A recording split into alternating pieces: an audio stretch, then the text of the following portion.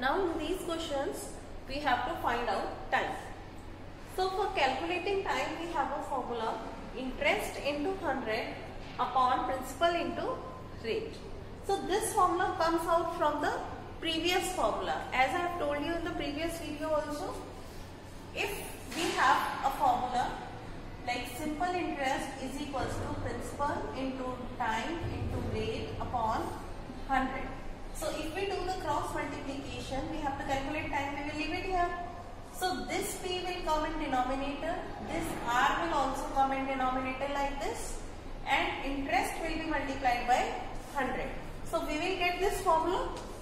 So now we have to apply interest, we know, into 100, principal also we know, rate of interest we also know. So we can keep the values and we can calculate, we will get the answer. Now in the next question, if the same thing is here, we have to calculate time, but this time we are given principal, amount, rate of interest, and we don't know interest and we don't know time. Right? So how to calculate this? So here, if we put this formula, so we don't know interest, so how to calculate this time? So first of all we have to find out interest, because we have one more formula, that is amount minus principal. I have told you with the help of this diagram also, this is principal, this is amount, and this is interest. If we don't know this interest, we can subtract these two. So that we have done here, amount minus principal, we have calculated interest. And now we can put the values: interest 1450 into 100, principal we know 5000, rate of interest we know 12. When we calculate, we will get the answer in mixed fraction. So in mixed fraction the time is always in years. So this whole number is in year and this numerator will be month, because the denominator is 12. Clear? So when the denominator is 12, then only the numerator is in months. Clear everyone? In question number 9, we have to find out the rate of interest. Principal is given, interest is given, time is given. We have to find out rate. So we can put the formula. So that is also come from there. In the previous question time was there. Now this time rate is there. So rate, principal and time will be in denominator. So now interest we will put from here 1100 into 100. Principal 8250 into 2. We will calculate, we will get the answer 20/3%. Clear?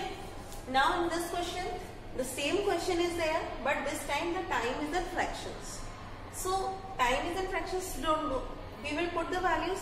Now time is in denominator and it is in fraction. So we will do the reciprocal of this number. So 2 will be in numerator, 5 will be in denominator. Same way we will do the calculations, we will get the answer. Clear? In question number 15, rate of interest is given, time is given, amount is given. So we have to assume the principal is equals to x.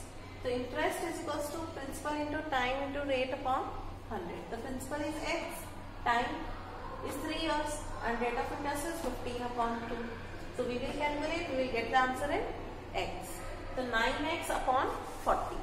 Now principal plus interest is equals to amount. The principal is x, interest is 9x upon 40, and this is the amount. So we will calculate by taking LCM. We will get the answer 3200. It implies the principal is rupees 3200. Clear everyone? In this question, the rate of interest is given, amount is given, time is given. Time is given 2 years, 3 months. So we can convert in years. So 2 whole 3 upon 12. We will simplify, we will get 9/4 years.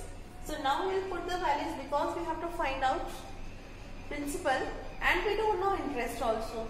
So what to do in this case? So in this case we will let the principal is equals to rupees x. Now we will use this formula for interest. Principal into time into rate upon 100. So principal is x, rate of time is 9/4, so 9 upon 4. R is 11, so 11 upon 100. We will calculate, we will get the answer in x. Right, so interest will be 99 upon 400 x. principal plus interest.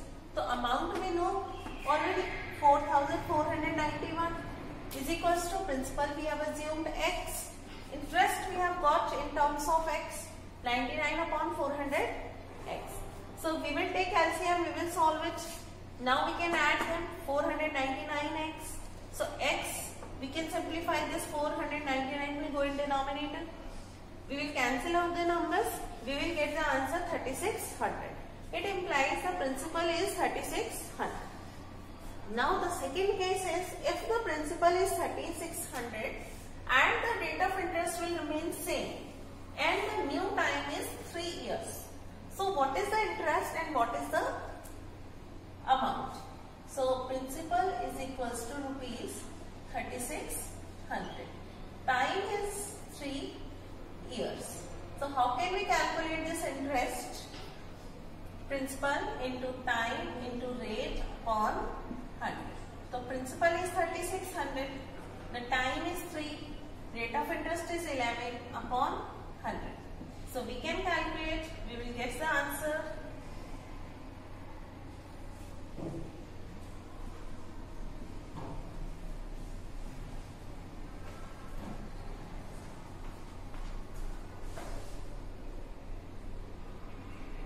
So we will get the interest 1188. So we will get the amount principal plus interest. The principal is 3600, interest is 1188. We will add